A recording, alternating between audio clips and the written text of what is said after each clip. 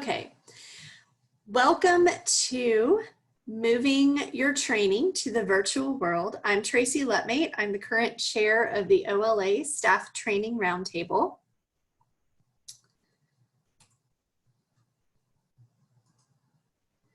And just to give you a little bit of information about our roundtable and what we do, we're a community of practice within OLA dedicated to helping members with all things staff training related.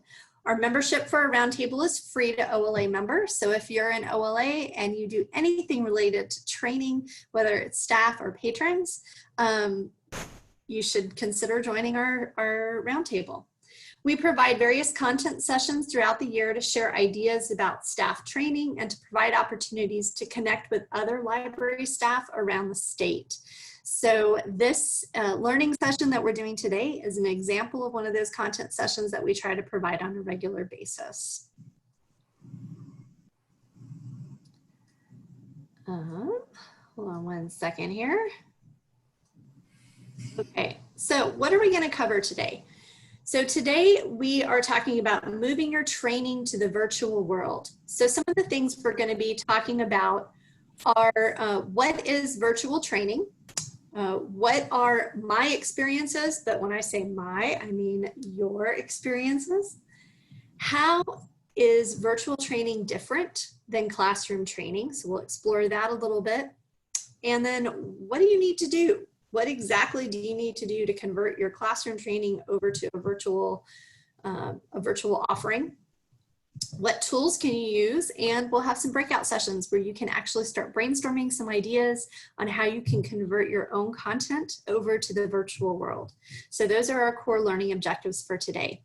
There is a group chat that is available, and I have that open in case anybody has problems hearing me, or if there are any other concerns, if I'm talking too fast or too slow, you can certainly use the chat room to give me a heads up and let me know.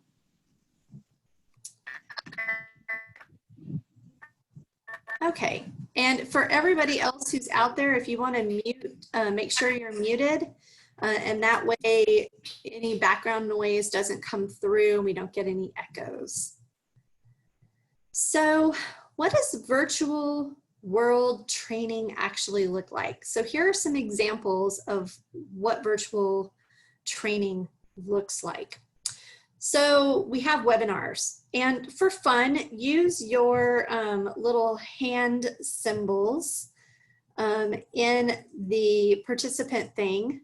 And if you've attended a virtual training in the past,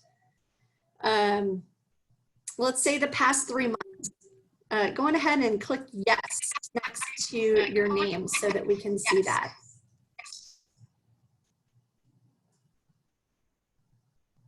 Oh, one person so far. So these are all examples of virtual training. Webinars, webinars usually no interaction. We have someone just listening to a person talk. It can be a live one. Sometimes they're recorded and you can play them back later. Then we have interactive online classes. This is usually a class with an instructor where there's some form of interaction. And this may be synchronous or asynchronous. So here's some terminology that we kind of need to understand when it comes to online learning. Is synchronous means that it's happening in real time, and asynchronous means that there's a delay between participation. It's not happening in real time. So interactive online classes can be in real time, like this is right now, where we have the ability to have live chat and live interactions, or you may have a training that takes place through use of discussion boards or other online classroom tools, in which case people can participate throughout the week with each other. There are also videos. These are no interaction, it's just watching a pre-recorded video. E-learning is an online course that has interactions built in. There's usually things like quizzes, matching, drag and drop types of activities, other ways to interact in an online class. And then we have self-paced, which are workbooks or websites that provide activities, reading, maybe reflection activities and other things like that. So really self-paced. Here's a website to go to, read through it, and get some more information. So can you all think of any other examples of virtual world training that you may have attended that don't actually fall into one of these 5 categories that we've listed? If so, add it to the chat room.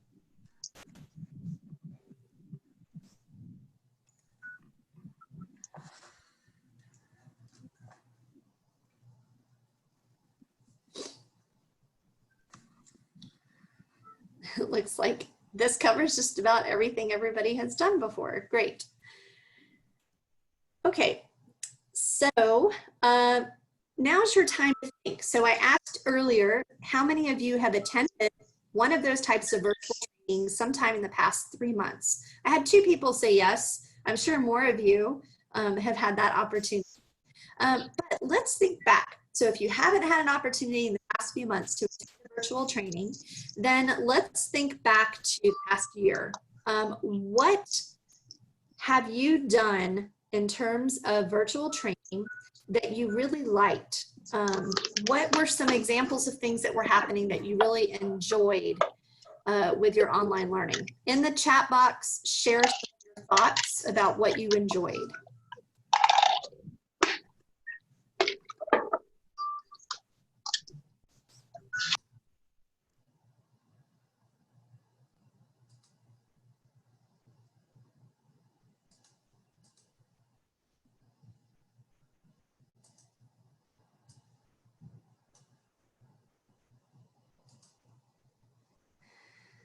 So breakout sessions for community and learning from each other.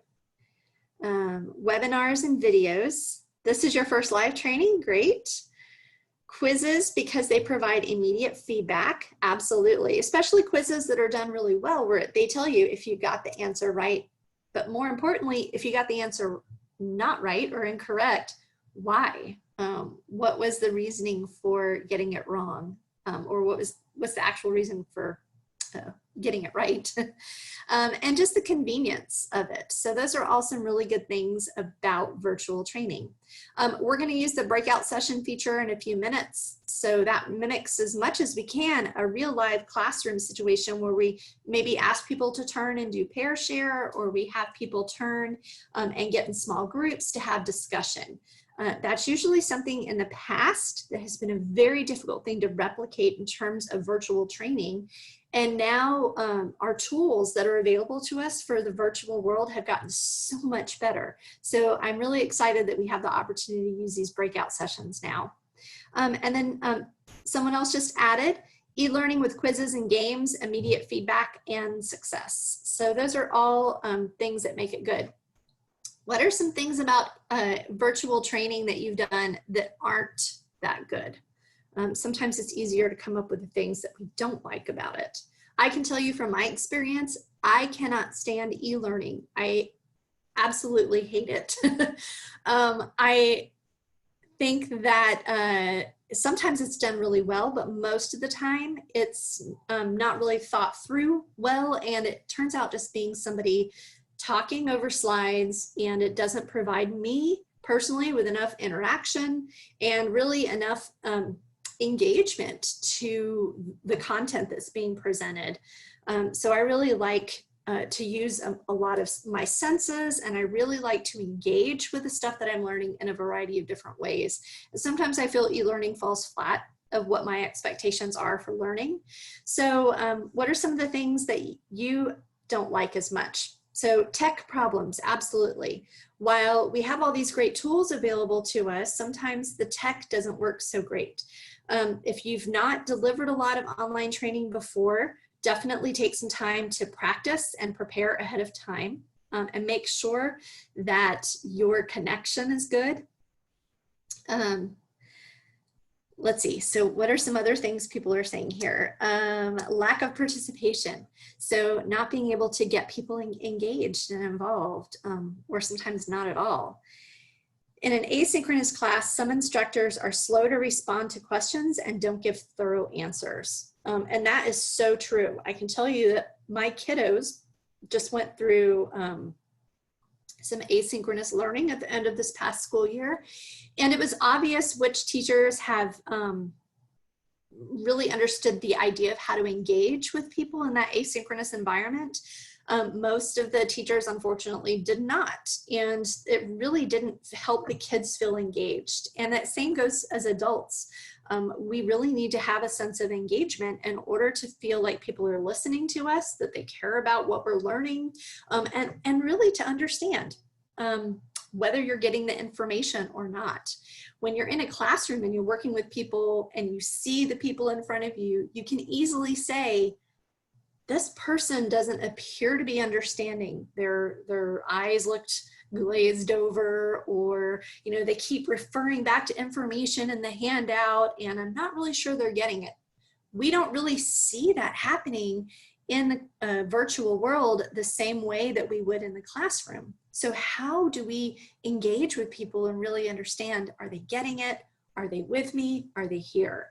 And so being able to use things like a chat room to ask people questions is a really nice way to see if people are following and understanding what's happening. Let's see what other things people asked or added here. Too many questions popping up as distracting. No visual cues from participants, and kids are gaming, drawing, hopping on the bed while you present.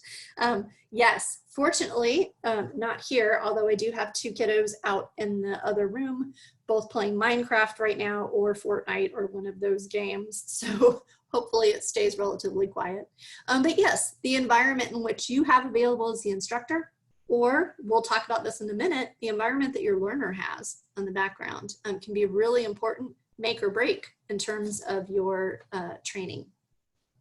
Okay, so you should be using your experiences to build your learning. So when I said earlier, I hate e-learning, it was really a specific type of e-learning that I don't like. And so when I'm thinking about building something for learners as the instructor, I want to take those experiences that I've had and improve upon them. I want to make it better. I want to make it so that if I were taking this class, I would enjoy it and I would really like it. So now that you know what works and what doesn't, what's next?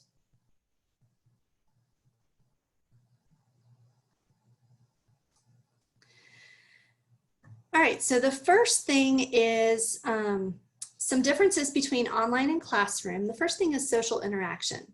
So social interaction happens through chat, online discussion boards, video, and a variety of other methods. Just like in your class, you need to think about how this works and provide clear instructions to your learners. And all of this information that I'm sharing with you comes from this article from shiftelearning.com. They have a lot of really great resources. And I'll share out the slide deck afterwards as well, so you have access to this information. All right, so the next one is another difference is where you learn. So instead of the classroom, learning happens in different environments. Every person will have a different situation. Some may be in a quiet place, others may be in a coffee shop, and some may be in a busy environment with lots of activity happening around them. The important part to remember is that as the instructor, you don't have any control over the learning environment of your learner. So you have to build your class, whatever you're building for them, in a way that can help them minimize those distractions. So if you include audio, and a really good example that we have from our library is when employees are at the location working in the back room, it's pretty noisy and busy back there, and not everybody has headsets available. So we want to include closed captioning in case there's audio, so that if it becomes difficult to hear, there's another way for them to get the content. So think about the environment that your learner might be in and minimize as much of the distraction that you can think of as possible. The next one are your instructional materials. So in the classroom, most of the instruction happens verbally. Usually somebody is talking and sharing the information. But in online learning, we open up the possibilities to how content can be delivered to the learners. So you can type up lectures instead of delivering them orally. You can show videos, whether they're pre-recorded videos that you did yourself, or they're a TED Talk video. We use lots of those in our training classes. You can point people to certain websites that are really good resources. You can create learning packets with information. It's important to remember that most people will skim through whatever's written, so you want to keep it visually appealing and use bullet points as much as you can. Keep things short and to the point. Unfortunately, while you may have this great 12-page dissertation on the reference interview, your new learners may not actually have time or capacity to read through all of that information. So really think about how you can deliver the core pieces that are needed to be delivered. And we'll talk about this in a minute, but where can you provide additional resources for people who need a little more, who want a little more information? Another one is audio, visual, and beyond. So in your online courses, you have so many tools at your disposal. As mentioned, you can use videos and websites. You can also record audio podcasts. The important part is to keep the class lively and engaging. Don't just show words on slides and assume that that's going to hold people's attention. The other idea here is that online learning is not instructor focused, it's learner focused. When you're in the classroom, it's instructor focused. Usually all eyes are on you. Depending on what you're teaching and how you're teaching it, you can really shift the focus in the classroom to the learner, but usually it's much more instructor based. In the online environment, the shift really does move over to the learner. You need to think about the experience of the learner in this case, because you aren't in the classroom to answer questions directly. Your course must do a better job of focusing on exploring required information to the students with their vocabulary and abilities in mind.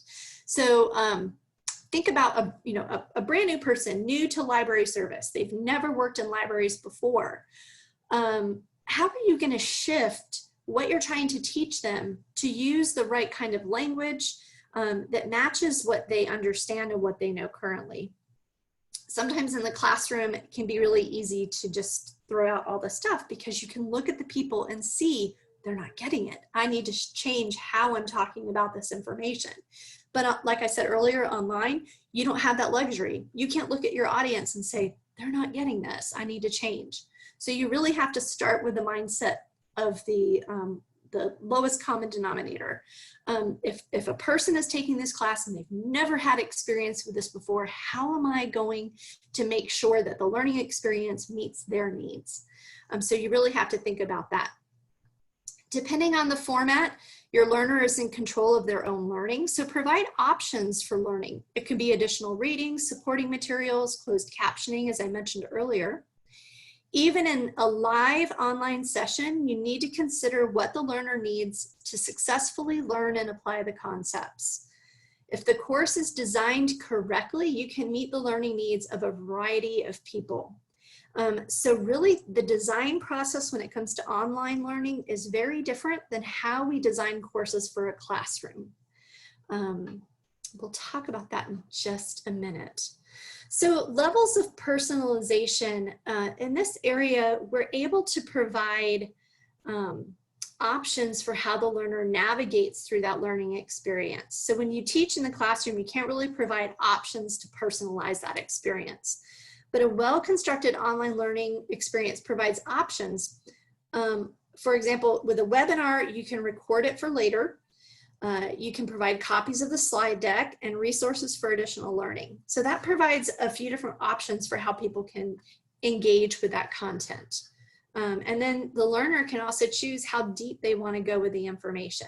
Instead of presenting all of the stuff at once, give them the basics of what they need to be successful, and then allow them the opportunity to explore and build on that from there. So this is, to me, probably one of the biggest differences between online and classroom is the amount of time it takes to learn. We have classes that we create in the classroom, 3.5, 4-hour classes. But you are usually not going to do a 3 to 4 hour online class. It's just too much. It's important to think that online learning takes 40 to 70% less time than a classroom training. So if you have a 3.5 hour class, you might be able to deliver pretty much most of that content in a 2-hour period for an online class.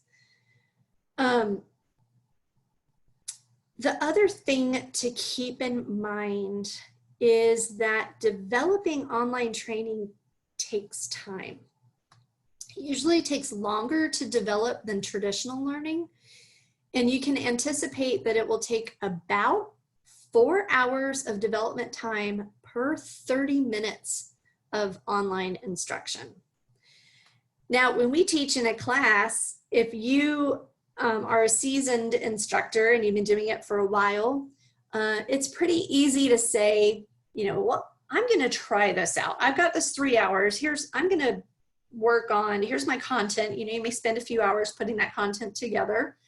And then you pilot it. You go to the class, you try it out, you say, oh, this works, or this doesn't work so great. I'm going to tweak this. I'm going to change that. I'm going to use this resource instead. And then the next time you deliver it, it might look a little different or feel a little different because you can kind of keep making changes to it as you go along. You don't have that luxury when you do an online training.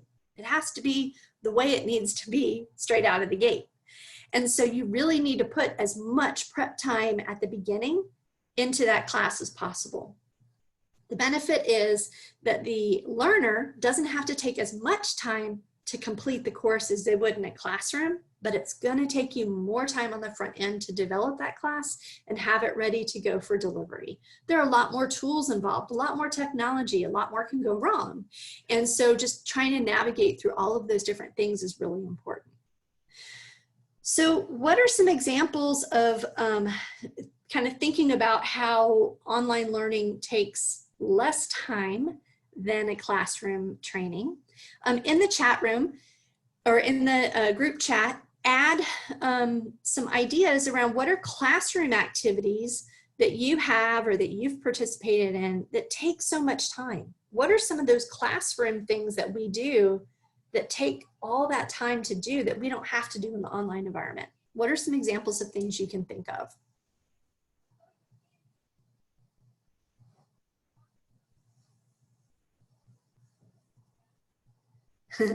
People are more talkative in person, absolutely.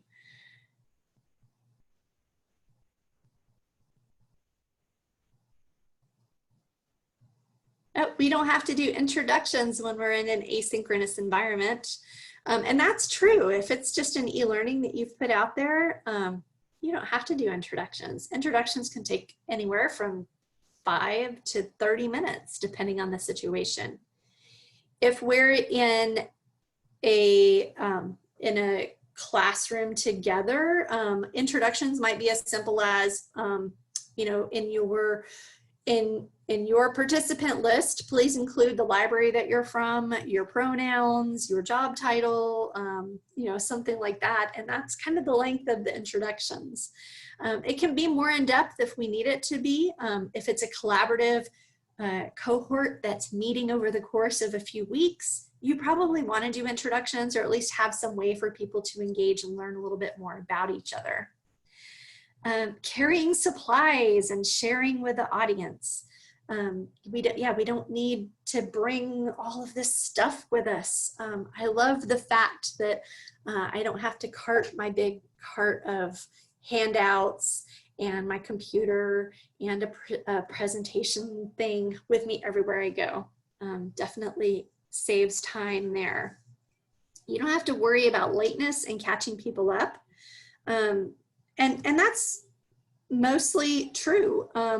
Sometimes we want to wait depending on what it is, but if we're recording it, that's fine. If they show up late, they can watch the beginning of the recording later and catch up on what they missed. Those are all really good examples. All All right, so I've covered like 7 different ways that learning an online classroom is different. Are there any other ways that you can think of, any other thoughts that you have about how classroom and online learning is different? If so, put them in the chat.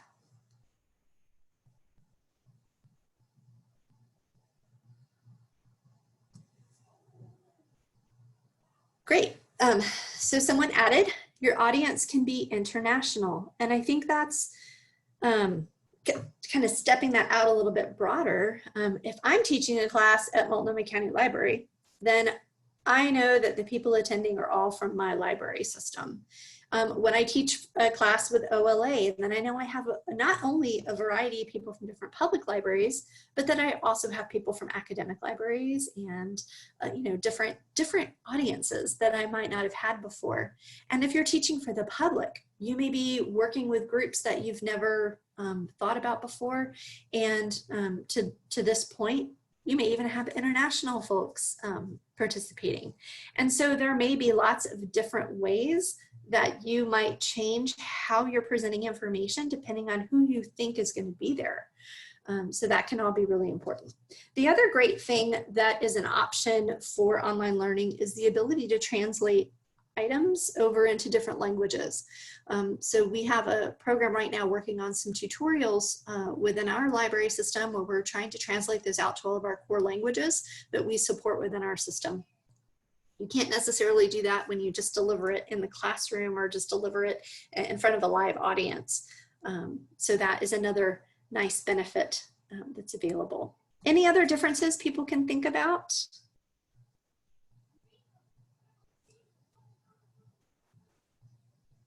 Okay, we will move on to the next thing. So I wanted to provide some examples. Now, I went out and asked all of our roundtable members if anybody had ideas to share about how they would or how they have taken their classroom training and moved it over into the online environment. Nobody responded, but I have examples. So I'm going to share those with you, just some things to think about, and we can chat about those too. So my first example that I want to share is a professional development course. What I did was took a classroom training that was 3.5 hours long, and in the class there was lecture. We had a bunch of class participation and discussion that happens, videos that I showed, handouts that people could use to do pair share and jot down ideas, and all kinds of interactions happening in the classroom. The class is called Thriving in an Adaptive Culture, which when we were all sent home in March, I said this is a really important topic that our staff need to have access to. And while we were teaching it in the classroom, that was great, but how do I make that same content available to everybody who's sitting at home, or as we're starting to bring people back into the library, you know, who are now in our libraries, and we can't do that live instruction anymore. It also didn't translate well into a live class like this, because it really is a more thought-provoking type of content. And so it really relies on a lot of reflection activities. So what I decided to do was create an online self-paced learning. And I basically moved this whole class from 3.5 hours down to 2 hours total. It's roughly the same content. I had to make some adjustments. And how I did that was I recorded videos. So I have a slide deck that I modified based on what I wanted to do. I recorded myself with talking over the slide deck and providing information. And I also took the class workbook that I had and I modified it to put more reflection activities in it, into the class. So one of the specific challenges that I had with modifying this class was that I had an interactive 30-minute collaborative activity to teach people how to give and receive feedback. And in the classroom, I would break people up into groups, and they would become, have 30 minutes to become an expert in their area, and then do a teach back to the rest of the class. And that was nice because I wasn't the one having to stand there and talk about all of these concepts. It really gave them that opportunity to do that. And so how do I take that same type of, information on giving and receiving feedback? So I thought about it, and I just kind of figured it out. I finally decided to provide the basic concepts. And so in the slide deck, I just have, a brief rundown. Here are the good things about giving and receiving feedback. I added more detail into the workbook. So there's much more written information to support that, so they can refer back to it later. And I decided to use animation software to develop a scenario for them to watch and reflect on. And so basically I created 3 different scenarios about people giving and receiving feedback. And there were some definite mistakes being made in terms of how people gave and received feedback. And then I built in space in the workbook and asked them to reflect on what went well and what didn't go well. So I want to show an example of what I created. So this is the software that I used. It's Beyond. It used to be called Go Animate. This company Beyond bought them out.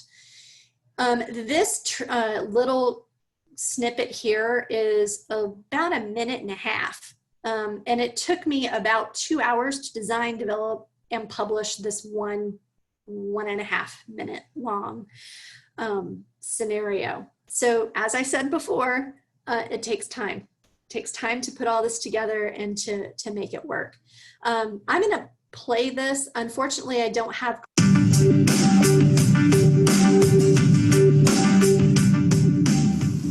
Meet Marissa and Mario. Marissa is an employee who loves to get feedback, especially from her boss. She really wants to improve and is looking forward to her mid-year performance review. Mario is a newer manager who is nervous about having to give negative feedback to employees. Let's see how he does. So overall, I think you're doing a great job. I feel like you've learned the job pretty quickly, and I like that you ask to help out your colleagues when you're looking for more work. I think you could work on your communication skills some more, but hey, that's an area everybody can work on, right? Otherwise, I think you're a valuable member of our team. I appreciate you and your contributions. Do you have any questions? What's wrong with my communication skills? Oh, I think sometimes you don't get your message across very well. Okay, can you give me an example? Not really. It's something I've heard from other people. I wouldn't worry about it too much. Just, I felt like I should bring it up, so you're aware what people think. Well, I just don't know what to do with that feedback. It's not very helpful. I'm sorry. Do you have any other questions? All right, so that gives you an idea of how you can use a tool, and it's different. It's different than having a person talk. It's a nice way to kind of do a role play or simulated activity and get people to think about how that went and reflect on some of the concepts. So that is one example of how you can kind of rethink some of the things that you do in your class. So let's move on to my second example. Well, first of all, before we do that, are there any questions?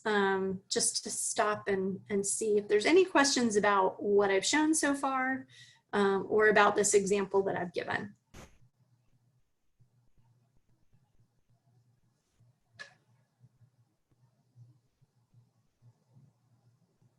The question is that software free to use, or is there a cost? There is a cost. It's a monthly subscription. I don't remember exactly how much it is. I think it comes out to $400 a year or something like that. Maybe 20 a month or something. So There is a cost associated. There are unfortunately very few tools that are free these days. I have had a coworker use another software called Powtoons, which has a similar thing. And I don't know what the cost is for that one, but that might be another one to look into. You can look at just animation software and see, does anybody have any other software programs that they've used before? Oh yeah, so one person says they've used Powtoons for free, but then it has branding on it. So sometimes that is the cost of free, is that sometimes you can't get rid of the branding that shows up on it. But if you're okay with that, then feel free to use stuff like that. I think it's great. Okay, I will move on. There'll be plenty of time for more questions. So here's real world examples, teaching software skills. So in this particular case, we have, I've had to rethink how we provide software training. In the past, we've had computer labs where we bring people in and we sit them down for 4 hours, 6 hours at a time, sometimes 8 hours, depending on what they're learning, and really just kind of go through everything. And so when that's not an option, how else can we do that? So we would look at creating an online hybrid learning where we separate out the concepts and non-computer stuff from the actual software learning. Sometimes you can provide a lot of information about, the why. Why is it that we're doing this? Are there policies and procedures that you can explain? And then focus on the software. Sometimes when we teach in the class, we kind of build all that together because it makes sense to do that in the classroom. But in the online environment, that means sitting through a really long presentation, and it becomes more difficult for the learner to separate out that information. So separating out concepts from non-computer stuff to the actual software learning. So a challenge is when you're teaching software skills to people, how do you know if they're getting it if you aren't there to provide direct support? And so the way that we've provided a solution for that particular challenge is to use the tell, show, do method to teach virtually, which includes telling and showing them using a screen capture software. So you could use something like Snagit or Camtasia and actually record what's happening on your screen, and you can talk through it. So we've done that before when we're introducing here's this new feature that's available in our ILS, and we want to highlight how to use this new feature. So we might do a 2-minute video clip that just talks through, here's how to do this.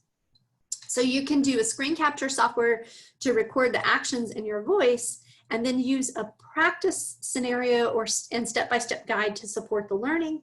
And you can do a like a virtual one-on-one with somebody as well to see how well they get it. So this Snagit is a relatively cheap software. I think it cost about $30. It's not that expensive. I know that there are plenty of other screen capture tools out there, and some might have very low costs as well. Some can be pretty elaborate. But the resources that you need in order to do a screencasting recording would be a software program to do the screencasting, a headset for your audio and mic, and it needs to be a decent headset. I would explore options and make sure that the mic that you're using is a really good mic that eliminates a lot of the background noise and really just captures the audio. You need a computer, preferably not a Chromebook. I don't think you can download software, majority of these on a Chromebook. So make sure you have a computer available. And then some place to store the video file when you're finished. Sometimes you can store them in something like Google Drive and provide links to people, but sometimes that doesn't work, or you don't have Google Drive available and you have to look for another source. Having a YouTube account that's a private channel where people can only access your videos with a link is a nice way to do that as well. If you have an intranet site that you can post videos to, that might be another good option. Or if you have a learning management system, and Multnomah County uses Workday, and so we have the ability to post videos to Workday as well. So I have an example of, this is a screencast. So I was showing people how to access To Workday, on your timesheets homepage, you when will we have rolled out access Workday to to people. a variety of applications. You will look for and select the one that says time. Once you've entered into that time application, you will select the time period that you want to enter time for. So this one's pretty basic. It's really just going through, clicking. On the main page for your time entry, I'll pause this. The important part about doing screencasting is that you script it all out ahead of time, so you know what you're going to say, you know what you're going to click on. I can't tell you how many times I thought, this is going to be so easy, I'll just go through and record this. And I probably had to do it 10 times because I would mess up halfway through. I'd click on the wrong thing, or my mouse would be wandering around the screen. And when I played it back, I'm like, gosh, those poor learners are going to be so confused about what I'm doing. So the more you can script things out and think about it ahead of time, the better it's going to be. Any questions about screencasting?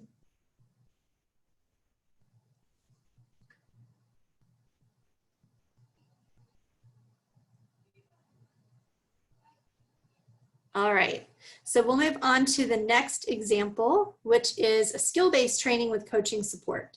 So in this case, we have a classroom training that's 4 hours of kind of conceptual information, demonstrations, and practice. And we obviously can't do that right now because we don't have classrooms. We can't bring people together into a room.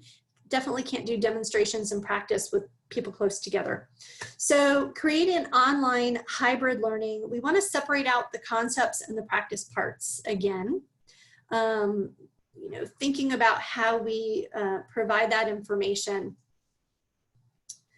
So here's the challenge. How do you know if someone is actually learning the skills needed to be successful? So I've been talking with one of my coworkers a little bit about how do we teach reference interview, or how do we teach readers advisory in this new world that we're in?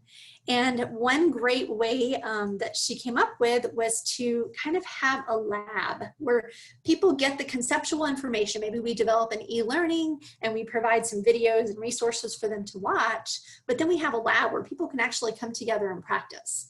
And that lab environment is pretty easy. You use a video meeting software like Zoom or WebEx or Google Meets. And then you can either have one-on-one coaching sessions, or you can do small group practice sessions. And the best part about this is you can provide live feedback on the exercise or role plays. So you can write up scripts and have, you know, like you could say, Mary, will you be the patron in this situation? And then Jenny, I'd like to see how you help Mary with her problem. And then as the instructor, you can observe the two interacting with each other, and then you can provide immediate feedback on how that's going. So again, not happening in a classroom, happening virtually, lots of tools available to make that work. Any questions about kind of the skill-based training with coaching support?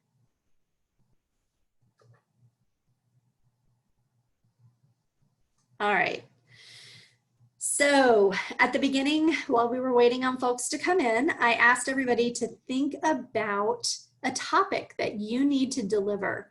So what are some examples of learning that you will need to do differently? So in the chat, just pop in. What are some topics that you're going to have to deliver in a virtual world that this will be new for you, that you kind of need to rethink and you need to spend some time putting it all together so that it makes sense. So one person's saying a presentation for 4th to 8th grade students about banned books. Great. Thanks, Jackie. Anybody else?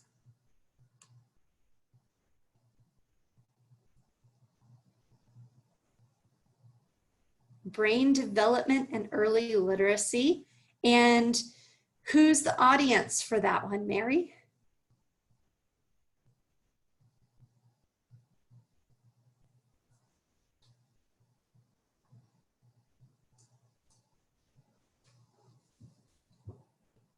Parents of children 0 to 5, great. We have consider various levels of parents from different countries, how to use the public catalog or OPAC, showing library website and talking audience through it for parents of young children. Jenny says so many staff trainings and public computer classes, specifically legal reference, training for library staff about customer service. Absolutely. So there's so many different ideas. So one of the things that I asked, and the reason I asked Mary, who was the audience? Because again, when I said earlier, this is learner centered, you know, the person who's developing a class for 4th to 8th graders is going to be taking a very different look at how they're going to put all the information together than the person who's developing a class for parents. Very different audiences. So really understanding who your audience is and how those folks learn. Adults need a lot of explanation for why things are important. And so remembering that you have to spend some time on the why is going to be a really important part of developing classes, not just for the classroom, but for online as well. Okay, so I want you to take these ideas that you are coming up with and start thinking about them. I'm going to share one more slide here on tools of the trade so that we can kind of look through all the different things that are available. This is to get your brains going in terms of how you could help transition your classes from the classroom into an online environment. If you're teaching in a live environment, then these are some of the tools that would be available to you. Video conferencing, like what we're using now, breakout rooms, which we're getting ready to do, a chat box, which we've been using, polling, which I kind of did an informal poll earlier, so that's another option. Brainstorming, there's different tools that you can use to brainstorm ideas. Screen share, which is what I'm doing now and sharing my presentation with you. Annotation tools, so if you have the ability for people to draw on a page, that can be fun. Doing different games or doing role plays in a live environment. So those are some of the tools that you could use in a live classroom. Now, if it's not live, it's self-paced, asynchronous, then you can do recorded videos. Either you record or find someone else's. Workbooks and worksheets, discussion boards, an e-learning course that's developed. Now, when you develop an e-learning course, I'm not just talking about a video that you record where you're doing slides, but an e-learning course usually has interactions where you click on things inside of the course.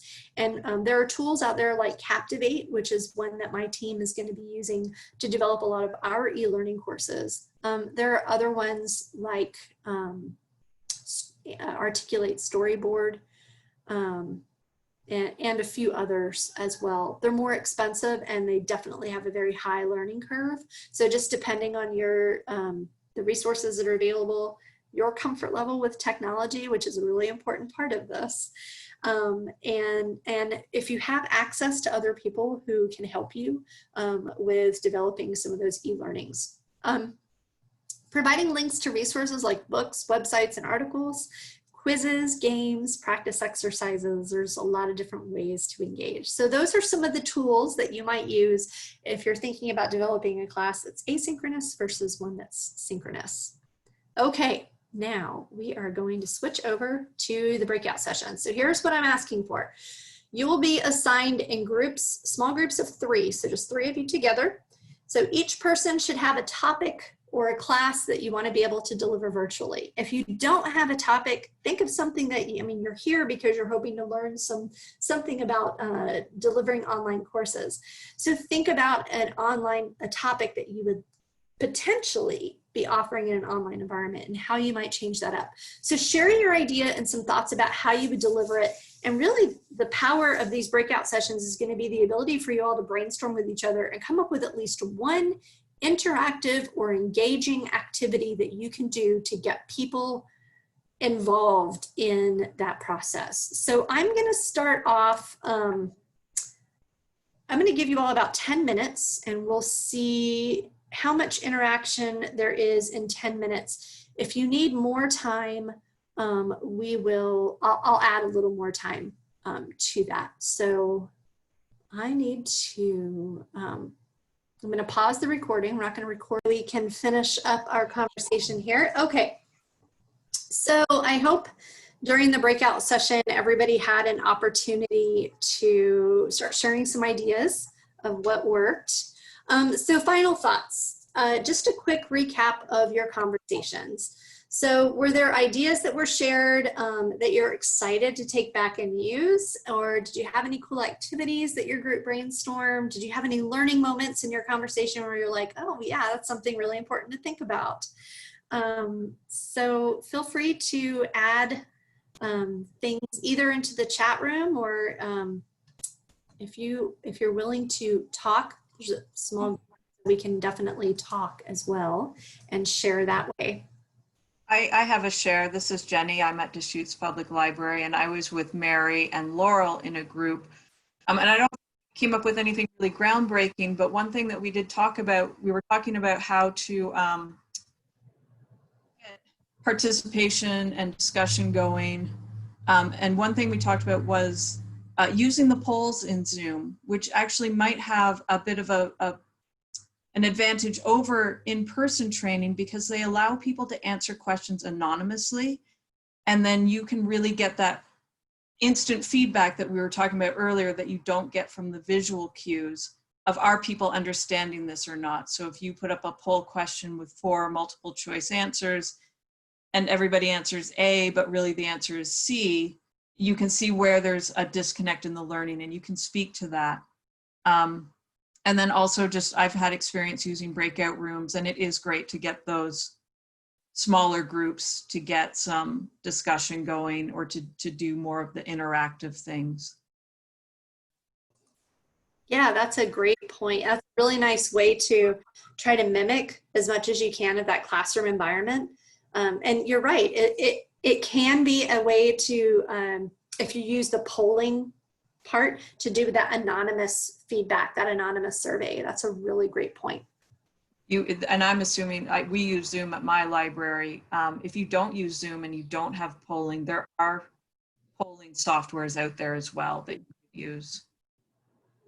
Usually they cost some level of money, just depending on what it is. Yeah, that's a great, polling is a really fun way to engage people. Good, thanks. What else? I was in the group with Joanna and Amy, and Tracy popped in. But one of the things I mentioned was that in some Zoom presentations I did, we included a survey at the end, and we found that you really need an incentive if you want people to fill it out. So for example, our incentive was we would offer teachers a certificate of attendance that they could get credit for, because teachers need clock hours, if they filled out our survey. So they had to fill out the survey and check that they wanted the certificate, and then we would email it to them. And we got a really big response, like 150 replies, but the people that attended that didn't need the certificate, we didn't really hear from them. Another quick thing I'll say on our survey is we asked people, how will you use this? So that can be really helpful, because people will tell you, how you're training, how they're going to put it into practice. And that was super useful for us, because we could think about, we could hear what people wanted and what they were going to do with it, instead of, a lot of times you're asking, like, could you hear me? Could you see me? Was it long enough? But to hear how they're going to use it was super helpful. Yeah, I think asking people how things are going, I usually do a quick after poll with a few people who attended who I know, and just say, did it go okay from your perspective, especially if I'm not planning a survey. Like, I'm probably not going to send out a survey after this session today. I just haven't had time to even think about putting that together. But I may send out a separate email to everybody and just say, hey, send me any feedback. And it's really important that you get that feedback, especially if you're newish to anything that you're doing.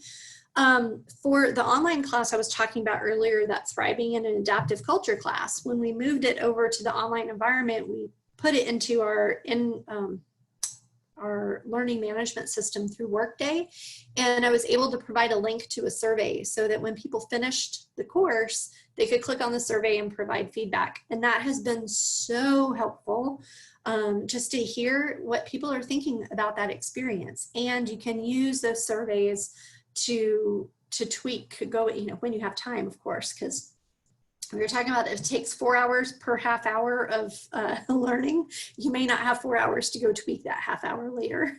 But if you can, that's a nice way to get that feedback and to continue to make those corrections to the course to make it the best it can for the learner. What else came up in your conversation?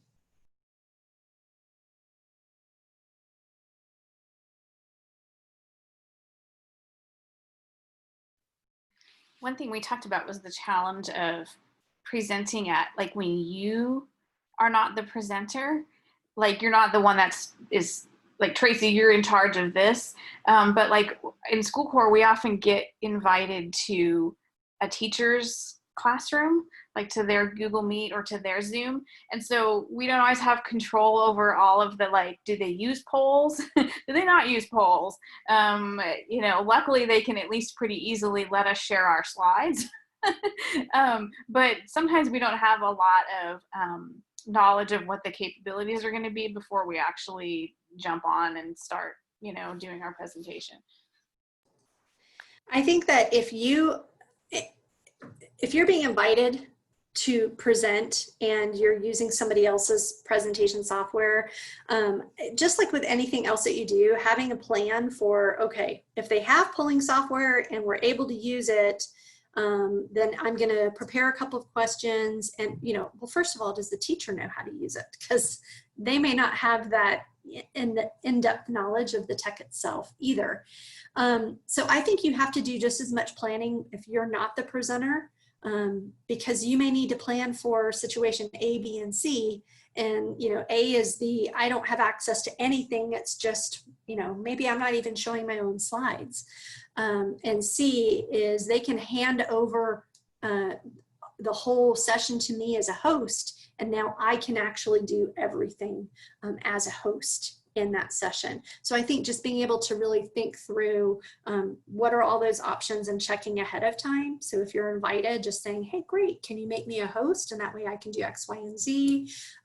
Or sometimes they're not able to do that, but just having that plan in place ahead of time is helpful for sure.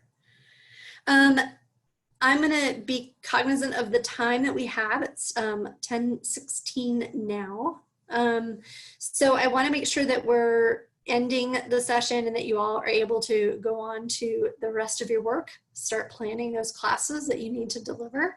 So someone had just asked if we're going to get a copy of the recording later, and yes, what I will do is put a copy of the recording on our YouTube site and post it, but I will send out the slides so that you have links to information. If you have questions about any of the resources, or if you try to click on any of the links and you're not able to access the information there, just let me know and I can send you PDF copies or anything else that you may want or need. Anyways, thank you so much for participating in the session today. The OLA Staff Training Roundtable, really, we're here to support each other. We are a group here to really help everybody out.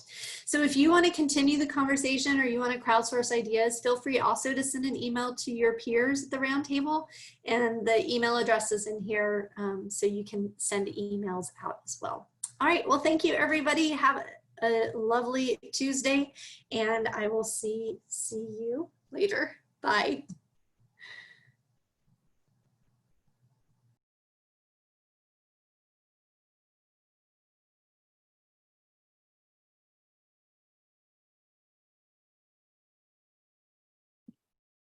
Hi,